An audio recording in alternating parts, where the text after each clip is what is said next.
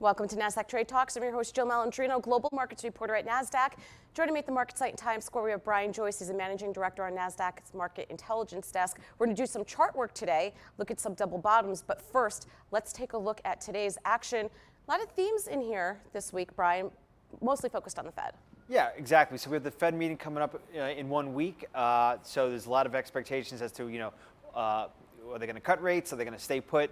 Right now, markets are pricing in a 25% probability that they will cut rates next week and an 80% probability, over 80%, that they'll cut rates at the next meeting in the last week in July. Well, what happens if they don't cut rates? There's a lot of hopes hinging on that. Yeah, so if they don't cut rates next week, at least we want to hear the Fed and Chairman Powell, saying the right thing, saying dovish commentary, making dovish commentary.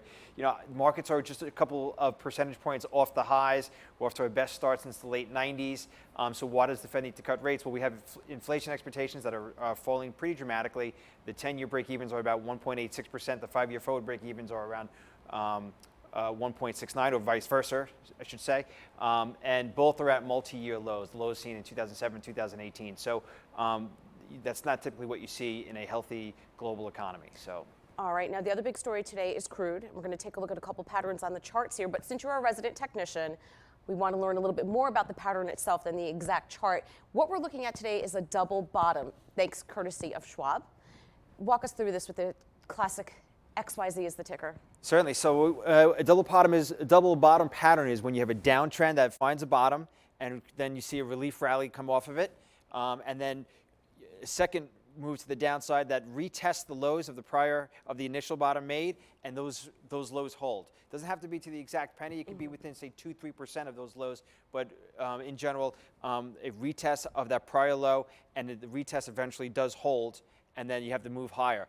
Confirmation of the pattern occurs when you have a move above the midpoint of the pattern. The double bottom is also referred to as a W pattern. As you can see, it does look like the letter W here. So when you have the move above the midpoint of that W, that's what we call the trigger, and what a lot of momentum investors will use as their signal to go long. So that suggests that there's more room to run to the upside once this pattern is completed? Correct. So the way we measure the price target or the projected move of the pattern is we take the distance between the bottom of the pattern and the midpoint of the pattern. In this case, it looks like it's roughly 32. The bottom is roughly 29. So that would be about a 3-point spread. And then you just add that to the top of the range, which is 32. So in this case, your minimum projected move would be to 35. All right, well, let's take a look at some real numbers here. We'll go to the crude chart on the daily. And this is a double bottom. Does it look it might have the potential to form here if it breaks out to the upside? Yeah, so this is definitely a very early call regarding the crude. We had a 24% decline off the April high, so we certainly have a steep move to the downside. We bottomed just last week at $50.60. That's the white horizontal line going across. And when we made that low, the daily RSI, the momentum measurement, was at an extreme low of 21, so deeply oversold. We had the relief rally into the highs of, let's say that was Friday or Monday of this week, and now we're rolling back over. We came within 10-20 cents of last week's lows, and then today we're bouncing higher on the news of what's going on with the tankers in the Persian Gulf. Now, if you take a look at the crude weekly chart, you could be looking at a potential bearish engulfing pattern here. How is that different? What are you looking at for? Right, so with the double bottom, we have, it's a ways away from triggering. The other things that we actually liked about it was the bullish divergence in momentum.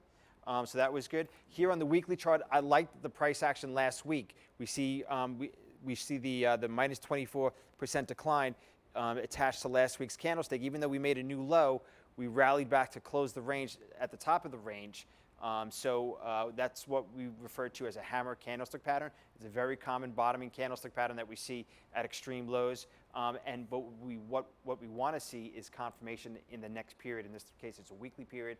And this week, we're not seeing that. We have what we call a bearish engulfing pattern, where the high-low range of this week completely engulfs the high-low range of last week. I should say not the high-low, but the open-close range. Right. So as a technician, you won't just look at one chart to look for entry points. You have to look at like historical charts such as weekly, so forth, to help confirm where you think a good entry or exit point would be, correct? Yeah, your time frame is absolutely key, particularly when you are talking about your investment style, your investment strategy. Are you in it for the day trade? Are you in it for a swing, which is like weeks, or is it a longer term investment? So you don't want to necessarily be looking at weekly and monthly charts if you're a day trader. Right. What's also important is we're not just looking at, in this case, at double bottoms or hammer stick candle patterns. We also want to see, is there any other technical indicators that would support the belief that maybe the pattern is giving off. So what I liked about last week's hammer candlestick was that it took place right across the 61.8% Fibonacci retracement. And I also mentioned before we had the bullish divergence where the momentum indicator, the RSI, made a higher low at last week's low than what we saw at the prior low. Right.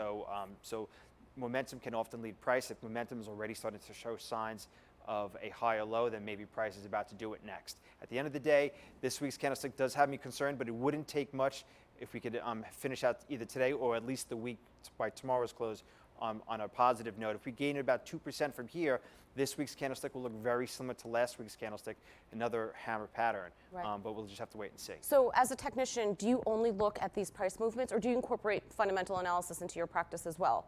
No, it's certainly good to understand the fundamentals. I think the more tools you have in your toolbox, the better. So I like to focus on the technicals, but simply because I'm looking at all different industries. I'm looking at global indexes as well. I'm looking at commodities. I'm looking at interest rates. It's impossible to be an expert on the fundamentals of all things across. But when you're looking at price action, it's pretty uniform throughout. You could have some variances in different asset classes like commodities versus equities, and you may adjust your strategies when analyzing price. But as far as fundamentals go, there's very few people that are experts with the fundamentals in all different industries and across the global market. So the technicals can really help you with that. All right, great stuff. Thank you so much, Brian. Thank you. And thank you for joining us on Trade Talks. I'm Jill Malandrino, Global Markets Reporter at Nasdaq.